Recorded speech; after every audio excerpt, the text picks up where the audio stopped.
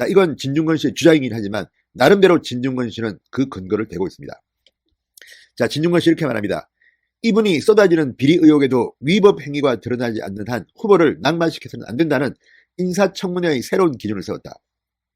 억지로 조국을 적격으로 만들기 위해 도덕의 문제를 형법의 문제로 치환했다. 이렇게 꼬집었습니다. 자, 진중권 씨는 청문회는 법적으로 유무죄를 가리는 법정이 아니다. 한 인물이 공직을 담당하는 데 필요한 도덕성을 가졌는지를 따지는 절차다. 그래서 장상 전 국무총리 서리는 위장전입 하나만 가지고도 낙마했던 것이다. 이렇게 덧붙였습니다. 그런데 윤건영이 유죄만 아니면 도덕적이다라는 궤변으로 인사청문회의 기준을 무너뜨렸고 문바들이 일제히 무죄 추정의 원칙을 되뇌었다.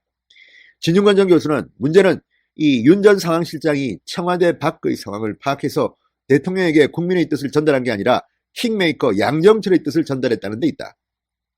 그 결과 나라가 서초동 광화문으로 두 쪽이 나고 대통령이 결국 대국민 사과를 해야 했다. 이렇게 말했습니다. 그런 엄청난 정치적 오류를 저지른 분이 문책을 받기는커녕 오히려 공천을 받는다는 데 있다. 윤건영은 청와대에서 국회로 둥지를 옮기려는 70여 명 청돌이들의 대장격이다.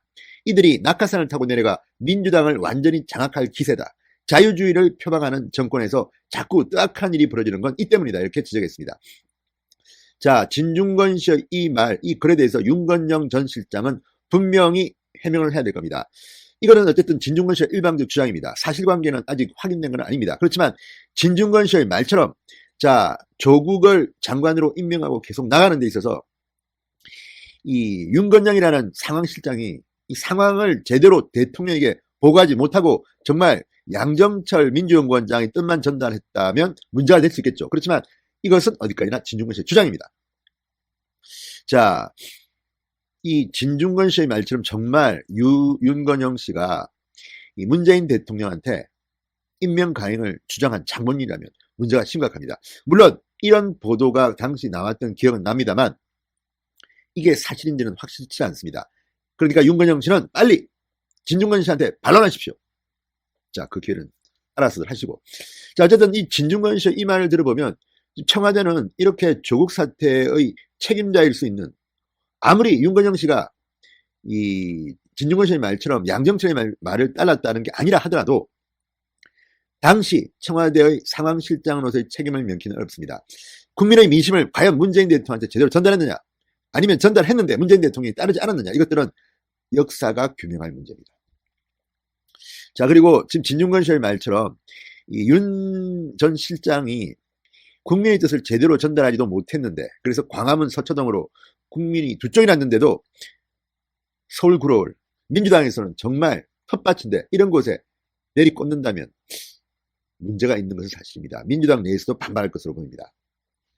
자, 지금 청와대 출신 중에서, 문재인 청와대 출신 중에서 이번 선거에 뭐 70명이 출마한다, 80명이 출마한다 말들이 많습니다. 심지어는 진보 성향의 정치 평론가까지도 이건 너무 과하다 이렇게 비판할 만큼, 그쪽 진영에서도 비판할 만큼 지금 문재인 청와대 출신들이 너무 많이 지금 전국을 누비고 있습니다.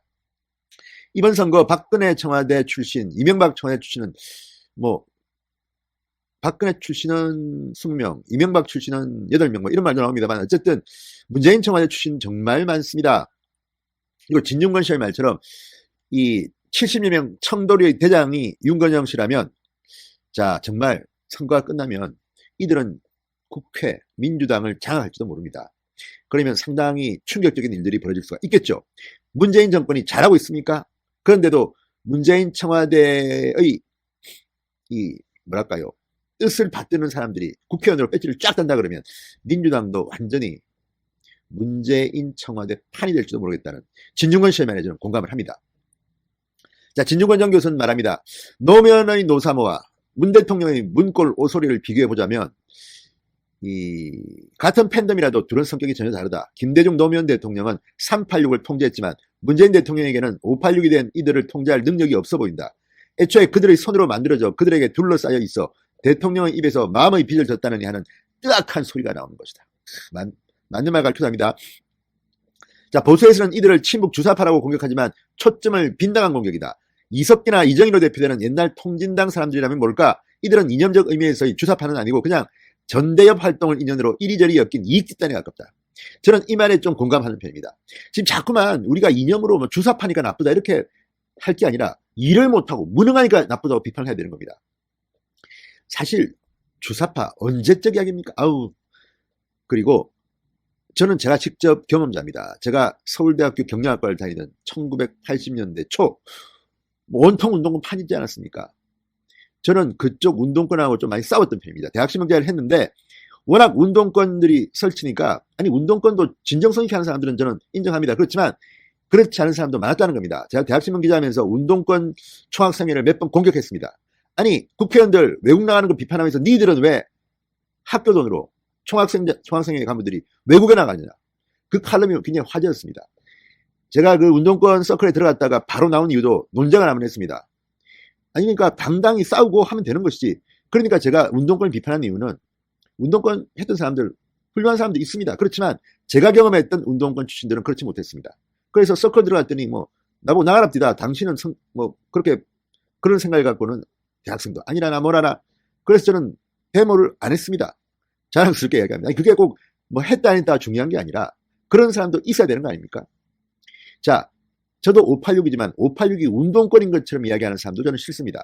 586 중에도 저처럼 운동권하고 싸우고, 아니 제가 무슨 뭐 특별히 정치하려고 한 것도 아닙니다. 그때는 논리적으로 맞지 않는 허황된 주장을 하니까 저 굶어 죽어가는 북한을 저렇게 신격화하는 인간들하고 어떻게 같이 서클을 합니까? 아무튼 그런 과거가 있었는데 지금 자꾸 586 하니까 전부 다 운동권으로 매료되는데 그렇지 않습니다. 586 중에도 운동권 정말 싫어하는 사람들 많습니다. 자, 그런 의미에서 지금 주사파는 이런 식으로 비판할 게 아니라 지금 문재인 정권의 청와대를 비판하는 이유는 이익집단입니다. 그러니까 도덕적으로나 법적으로나 문제가 되는 사람들이 많습니다. 왜 문제됩니까? 우리 편이면 잘못을 해도 봐주자는 거 아닙니까? 이게 이익집단 패거리가 아니면 뭡니까? 그래서 대한민국 정치가 발전이 없는 겁니다. 자유한국당, 미래통합당 쪽도 마찬가지입니다. 패거리 져가지고 우리 편이면 해주고 저쪽 편이면 무조건 불이익을 주고 이런 식으로 하니 대한민국 정치가 이 모양 이 꼴 아닌가 싶습니다. 자, 아무튼 됐고 그거는. 자, 그러면서 진중권 씨는 말합니다. 이들은 자유민주주의에 대해서 제대로 공부한 적이 없어. 옛날 NL 운동권의 습속이 여전히 남아있다. 혁명 이론보다 의리가 중요하다는 게 NL 품성론의 핵심이고 조국을 조기에 쳐내지 않고 지금도 잘라내지 못하는 것도 그와 관련되어 있다. 역시 진중권 씨는 그쪽 사람이니까 잘 안 해요. 자, 시민사회에